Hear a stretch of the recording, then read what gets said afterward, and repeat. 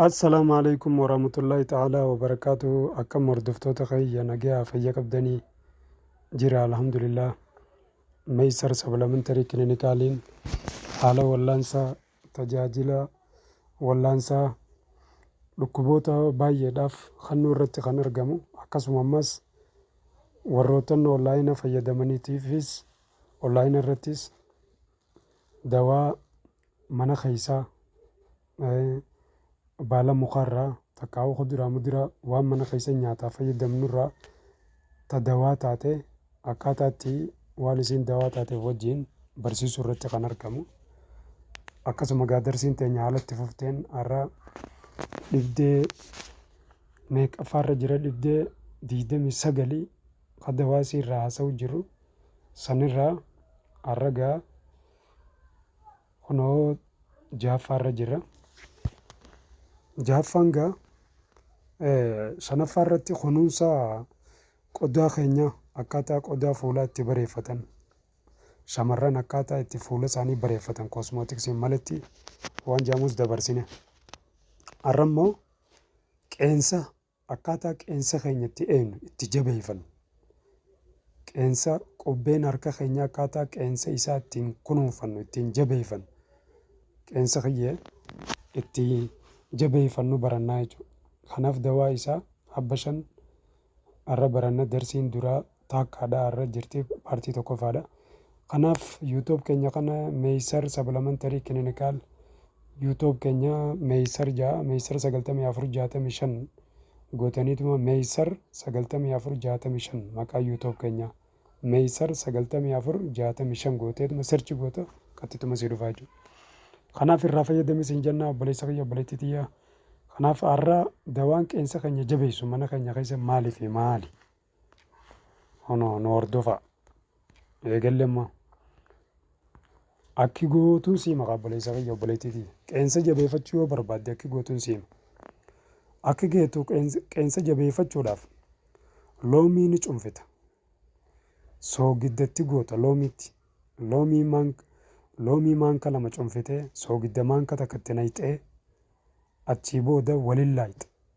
Loomii fi soogidda hoggaa waliin laayxee booda bishaan loomii sanii fi takkaa'u cimma loomii irraa cunfite xuuxxoo cunfaa xooxxoo jechuudha. Xuuxxoo bikka lama murteetuma irraa cunfitee maankaa lama gootee bishaan isiidha soogiddatti naqxe. Eega soogiddatti naqxee booda asuma fuuteeti bishaan cinaa kubbaayyaadhaa danfista bu'eessita jechuudha. Bishaan danfaa cinaa kubbaayyaa sanii fi soogiddaa fi xuuxxoo waliin naqxe san fuuteeti itti naqxaa jechuudha. Bishaan kanatti wali garagalchite. Wali garagalchite akkasitti quba qeensa keetii jabeeffachuu feete san keessa keessee teessaanii jechuudha. Daqiiqaa 15 akkasi keessa keessee teessee jechuudha. Burcuqqoo itti naqxe san keessatti akkasi keessa keessee teesseeni daqiiqaa 15 booda immoo bakka harkaan kee keessaa baastaa achii booda dhiqattaa jechuudha. Egaa dhiqattee booda kireema veetaamin E qabu laaltee dibattaa jechuudha. Takkaa'u zayituunuma dibattee harkaan kee takkaa'u rakkina qabu qorsitee itti dhiiftus jechuudha. Kireema yoo dibatte bareeda immoo yoo feete kireema jiidhaa dibatte achii booda eega dhiqattee booda jechuudha. Maaliif zabadushiyaa ka jedhamu tokko kireema veetaaminii qabu kireemota veetaaminoota E qaban ni dibattaa jechuudha. Fedhuu zayituun ta'a fedhuu zayita biraa ta'a warra veetaamina E qaban dibattaa jechuudha. Akkasii quba kan kee daqiiqaa 15 keessa teessiftaa achii booda haala kana ni hojjettaa. Kulla yoomiin aduu baatu ganamaa fi galgala kana hojjettaa hanga 7 takkaataa akkasitti fayyadamtaa. Qeensi kan kee dhagaa fakkaata laala. Gidaara jirtus akkasuma keesseena nama faadhiisii akkasumatti lixaawi. Kanaafuu waan feeteen dhohituu qeensi kan kee hin jallatu hin dabu jechuudha. Qeensi warra qeensa dheereffatuuf warra dubbiin ajaa'ibaati. Dawaan har'a warra qeensa dheereffatuuf dhufee. Inni lammaffaa yoo siin galin gaa obboleessa kiyya obboleettii tiyya dawwalii nu gaafadhu kunoo bilbilli keenya asirra jira Innaa illee yaadaa fi gaafii qabdan nuuf dhiyeessaa nu barreessaa isin jenna. Dawaan lammaffaa egaa akki gootummaas lammaffaa irratti akki gootu loomii ni cunfita. Loomii adda murteetuma cunfitee zayituun maanka sadii fuutee zayituun maanka sadii fuuteetuma loomii maanka takka fuutee waliin nayxa obboleessa kiyya.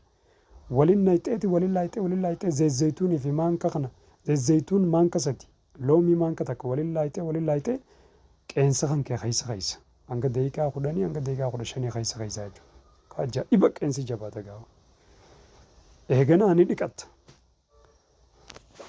Daqiiqaa 15 keessa teessitee booda haala kana fayyadamii marraa takkaa'uu marra lama fayyadamta ganamaa fi galgala jechuudha. Torbaanitti marra lama bicha fayyadamta.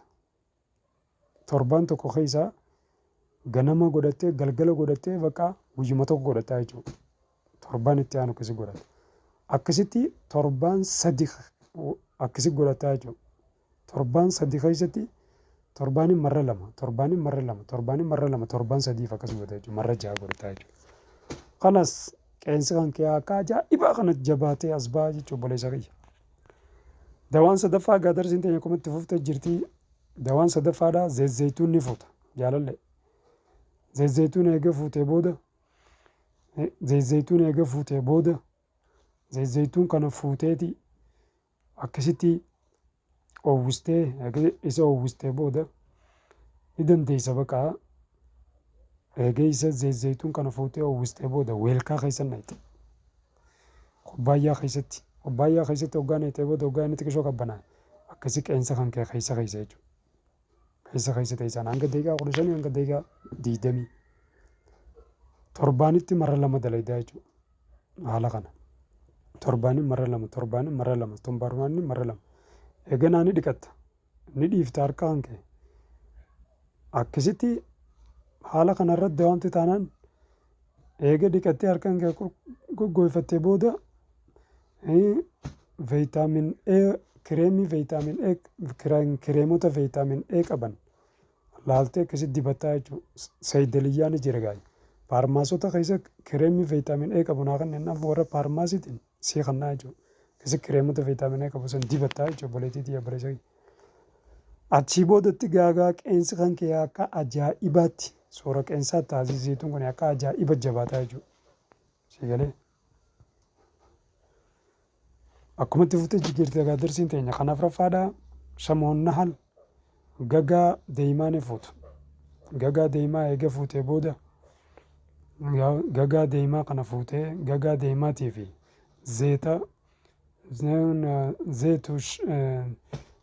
zeetu shaayii takkaa'u zeetu indalaxaaliina biraan ni jira. Zeeta shaayiidhaa jettee fudhatta. Achii booda zeeta shaayii kanaa fi shamoon nahalii kana waliin laayixeeti takka zayituunii fi gagaa deemaa waliin laayixee akkasitti qeensa kan kee kana keessa jechuudha. Egaa waliin bu'eessitee booda zayituun gagaa deemaa kana akkasii qeensa kan kee akka ajaa'iba jabaataa jechuudha. Haa egaa obboleessa kiyya obboleettiitii waan jabinaaf irraa dhiisi. Akkasitti egaa alhamdulillaahi rabbi galanni haa ga'u. Haala qeensa jabeessuu irratti egaa ajaa'ibatti raasawaa jirra. Kanaaf namootaan qeensa keessan jabeeffachuu barbaadan hundaaf alhamdulillaahi rabbi galanni haa ga'u. Kunoo eegallee jirra nu hordofaa isiniin jenna. Dargaggeessaa shamarran namootaan qeensa jabeeffachuu barbaade hundinuu yuutuub keenya kana sabiskiraayib godhaa laayikii godhaa akkaataa qeensa itti jabeeffatu manuma kan kee teessee obboleessa kiyya itti qaraattu manuma kan kee teessee waa'ee bareedumina qeensaati bakka darsiin teenya irraan tanaa itti fufaa. Paartii tokkoffaarra jira paartiin lammaffaatiin hanga walitti deemuunitti nagayaan naaturaan nagayaa fi jaalalaan isin bira dhiifachaa akkasitti adda baanaan isin jaa rabbi nagayaa waliin haa deebisu. Assalaamu alaikum warahmatullaahi ta'aalaa wa barakaatu.